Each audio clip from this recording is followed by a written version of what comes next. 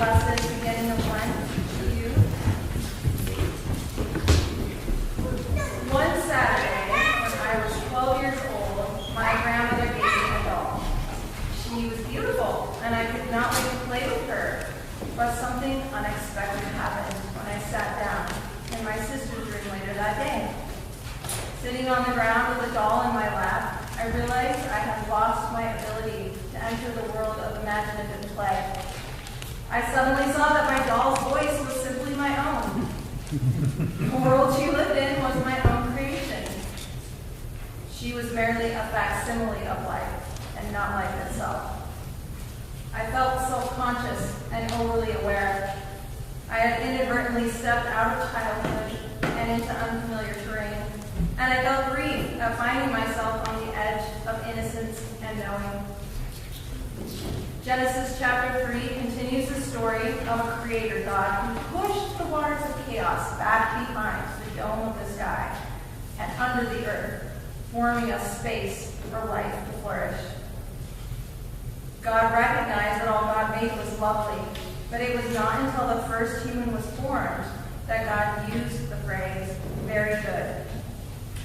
The goodness inside the created human was not earned, but was integral to its very nature. Humanity's mere existence is enough to warrant the descriptor very. The creation of humanity is told in two different stories inside Genesis, one with the male and female created simultaneously, and one where the first human is a pluripotent being, later divided in half to make two. In this second story, the first human is busy keeping the garden and naming the animals that God brings to him. God continually places new life before the human who is searching for a companion. And while the first human responds to each animal, God recognizes that he feels alone. God then calls a deep sleep upon the human and divides it into two beings. The man and woman are thus formed in the same creative act, two parallel paths, made whole only in reference to one another. They complement one another, made to be companions and partners who accompany each other through life's challenges. No longer alone, they were made to love without shame, live out their mortality, and face the inevitability of death together. The human partners lived together in this state for some time, but eventually Eve encounters the snake. In the story's oldest version, the snake is not Satan or the devil. That interpretation originated much later under Persian influence. But in the original story, the serpent is simply one of the animals God has made, and is more like one of the talking animals you might find in Aesop's fables. In the ancient Near East, the snake symbolized wisdom and the human potential for discernment. Yet, interestingly, the snake in Genesis is not described as wise, but as crafty.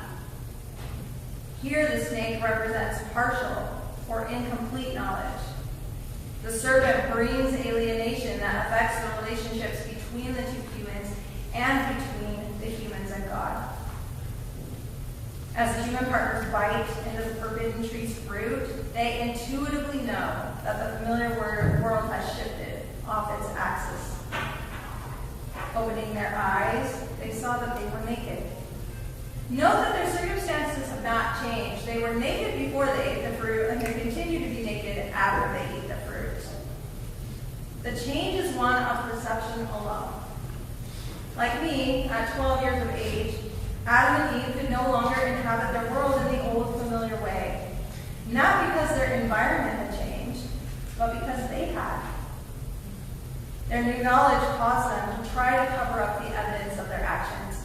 And you can almost hear the overthinking going on. Okay, I realize I'm naked now, and if I don't cover up, I'll act differently in front of God. But if I do cover up, maybe God won't notice that I notice, or that I'm naked at all. The man and woman make a ridiculous attempt to run away from accountability for their actions. And when God appears, everyone blames someone else because they are ashamed. The moment Adam and Eve they realize something of the profound vulnerability of the human condition. Just as a snake was described as crafty but not wise, the humans acquire knowledge but not wisdom. Having eaten from the tree of knowledge of good and evil, but not the tree of life, they also have partial information. They have the potential to be like God, but they are not God. Their nakedness prompts them to see themselves as weak and helpless, constantly moving toward death. And they cannot recognize the image and likeness of God in themselves. Knowledge and shame combine to bring a sense of distrust between God and humans, and between the humans themselves. Their eyes are opened, but their partial knowledge lacks wisdom. My friends, this is a state we remain in, one of possibility and potential, but incomplete knowledge that often falls short of wisdom. In our current context, we can find examples of the suffering caused between the dissociation of knowledge and wisdom, or between knowledge and humanity. Much of the technology we have developed comes through knowledge without an adequate commitment to how it affects life. For example, we know how to build an atomic bomb, but is that capability enough to justify its use? Or how about the ways that we use technology to make our lives more efficient or easier? They disconnect us from one another, make us blind to the needs of our neighbors around us and the people we're in close relationship with. Human beings frequently have knowledge to do things that are not wise and are not life-giving or occur at the expense of others. The Genesis story shows that wisdom is not merely knowledge.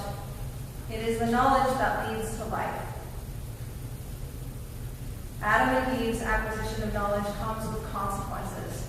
As work becomes disconnected from purpose and fulfillment, love becomes separated from trust and loyalty, and human connection to the earth and created life prioritizes the fear of survival and security over a recognition of when one already has enough.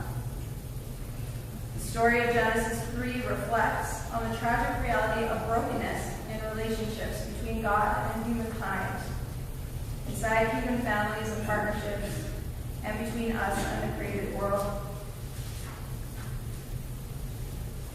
Because God created humans as very good, and we have the seeds of divinity within us, full humanity is found in relationship with God and each other, not in becoming our own personal idols or separating ourselves from God or other people, ideologically, physically, or emotionally. We make an idol or false god of ourselves whenever we fail to reflect on how our knowledge or use of knowledge impacts other people, or when we mask the image of God that identifies us as uniquely created, interconnected, and fashioned to care for the earth and each other inside partnerships of reciprocity, mutuality, care, and concern. Lent affirms creation, and so it is a good time for us to reflect on our places of brokenness, not out of shame, but out of recognition that we are part of God's family. While the Genesis story reflects a theme of human frailty, we also see God's commitment and loyalty to us inside the text, as God remains faithful to Adam and Eve, taking care to clothe them before they leave the garden, and a symbol of God's provision. Despite our profound vulnerability and in the presence of shame and disconnection, God remains in relationship with God's creation, calling us back to each other and our purpose of living life in harmony. On Ash Wednesday, and then again today, a moment ago, we heard the words, "Remember that you are dust, and to dust you shall return." Last year, I told the same congregation about the same time that our planet is made of the dust of long-gone stars. Everything we encounter, people, animal, plants, water, atmosphere, dirt, contains this cosmic dust. It grows our food, anchors inside our bodies, and ultimately gives rise to newly created life that follows our own after death. The dust is a way of remembering our connection to God as the ground of our being and as God's children. To recall that we are dust is to remember that God will continue creating new life and reestablishing the unity of what God has made. The 12-year-old version of me may have lost some innocence every day. She could no longer play with dolls, but she is surviving the perils of adulthood in Paradise Lost, just as we all are.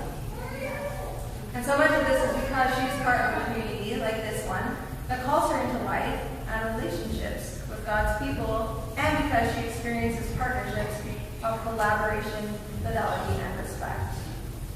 And while she still works hard to distinguish between knowledge and wisdom, the people around her continually call her to authentically be herself, to be accountable for her actions, and to live without shame.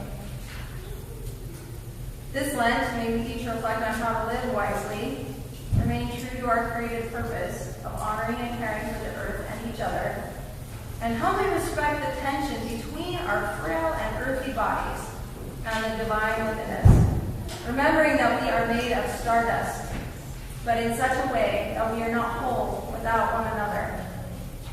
We were created to need each other, but we are also the answer to that need. We are beautiful as we are, but we most faithfully embody our purpose when we reflect the love and glory of God in how we inhabit this world. So to end, please join me in this prayer written by Jeff Toone. Beloved, remember that you are dust, and to dust you will return. You will die. This is true. And this is true too. God breathed life into you, imagined goodness for you, and remains with you amid every joy and every sorrow. Beauty is written into your being, grace in every breath, gift in every heartbeat. So go out into the world to love and be loved, to serve and bear witness. Amen. Amen.